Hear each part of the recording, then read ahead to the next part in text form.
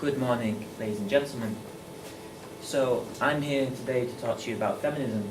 Quite strange, considering that mostly we have women here, and for some reason they chose a man to talk about feminism. I feel as though I was trying to be trapped there, someone was trying to trap me. But I promise I will be on my best behaviour during this speech, and I'll try to keep any dodgy opinions to myself. I was going to go into all the history of feminism and all that, but I think that you young women will know a bit more about that than me, so I decided to avoid that topic to not get into trouble. And good job I didn't anyway, because the previous speaker told you all about that. So today's speech is going to focus more on film and literature, TV, advertising, and what is called the gaze of these types of cultural works. Feminism at the moment is a hot topic. You must have been living under a rock if you've not heard about the Me Too movement. It was one of the most memorable movements of 2018.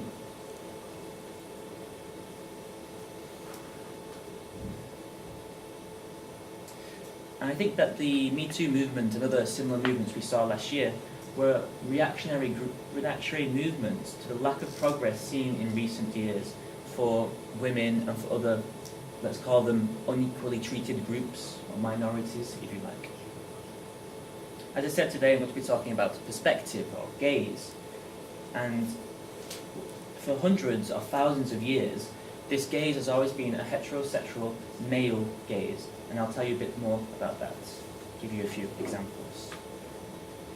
It's this heterosexual male gaze which has made women into an object of desire in mainstream culture. It's the reason why we have pictures of women in their underwear on billboards everywhere around this city.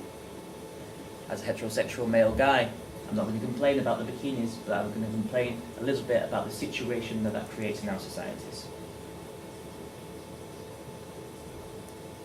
My first encounters of cultural works which have a different perspective than the predominant heterosexual male gaze was in the films of Spanish director Pedro Almodovar, which I definitely recommend. So I watched these for the first time during my undergraduate degree at Durham in a film course led by a gay man, and it was a great experience, but it was also quite unsettling.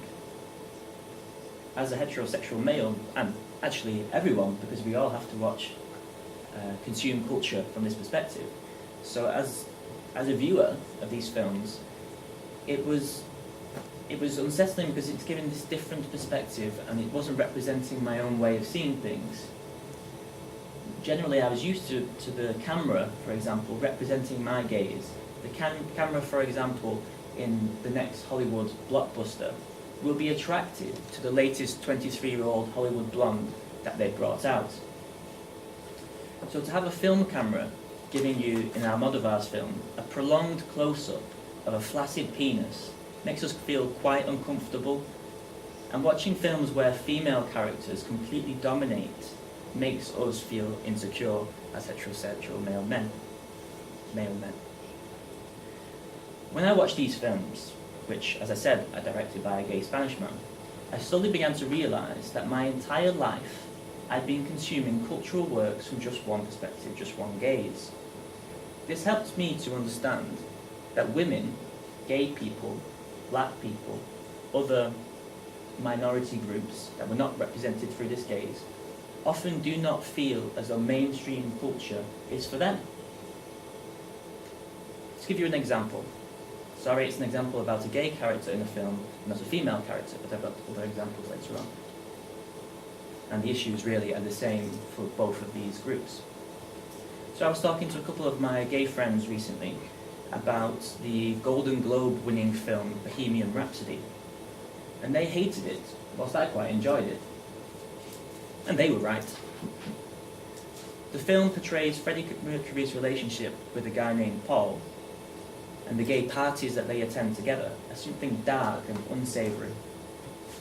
You see the scene where they're all in leather jackets, looking like bad boys. You're aware that they're doing drugs, and the threat of AIDS surrounds this group of men. The film does give a more positive view of Mercury's relationship with Jim Hutton, but unfortunately that is not at all given enough screen time, much more screen time is given to a platonic relationship with his ex-wife. This is a strategy used by the filmmakers to ensure that the film doesn't make the masses feel uncomfortable in the same way that those Almodovar films made me feel uncomfortable. They want to carry on using the same gaze. That it's just a way of making sure that the masses buy tickets to go to this Hollywood blockbuster mainstream film. For the New York Times, a journalist named Aja Romano commented, and I quote, "Bohemian Rhapsody is a movie that consciously tries to position a gay man at its centre while strategically disengaging with the gay part as much as it can." End of quote.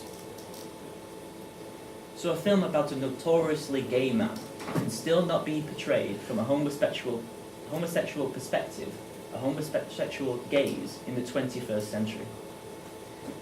This is why my gay friends were disappointed. They were expecting Bohemian Rhapsody to be their film, and yet it seemed, of course this is all a matter of opinion, to represent gay people in a negative light. Not exactly empowering, and that's the whole point here. An example of a successful alternative gaze would be Almodovar's Mujeres al borde de un ataque de nervios, Women on the Verge of a Nervous Breakdown. This film was a huge breakthrough in 1988, but unfortunately we haven't had many similar successful films with a female gaze since, although hopefully we will soon with the fresh momentum the feminist movement is currently enjoying. Anyway, Almodovar's film focuses on 5 main women characters, named Candela, Pepa, Paulina, Lucia, and Marisa. And they are all interconnected by way of love and friendship. In the film, women are at the heart of all of the action. They spike policemen's drinks with sleeping pills, they enter an airport waving guns around, and they save people's lives. This film puts women into the limelight. It offers a female perspective, it offers a female gaze.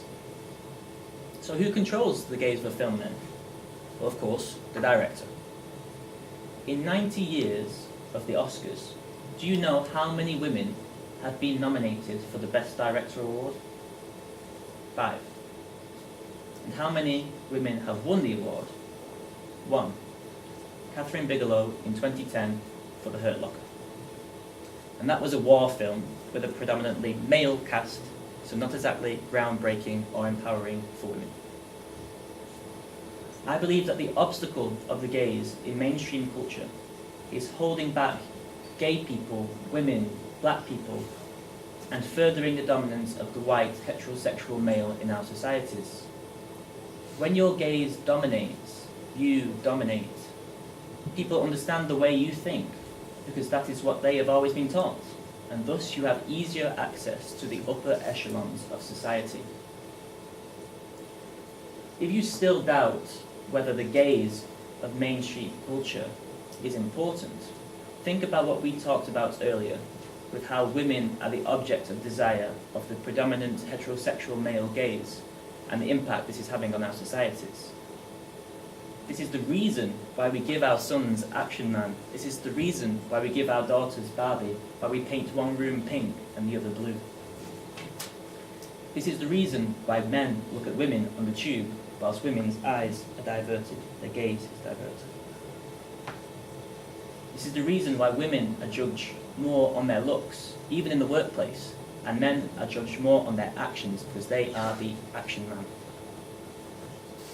If we can have a more plural gaze in our films, television, books, music, and advertisements, then this will go a long way to making our societies more equal. I hope that, after my speech today, more of you will take an interest in cultural works that are from a different gaze. And if there are any creative people here in the room, try not to perpetuate this dominance in your work.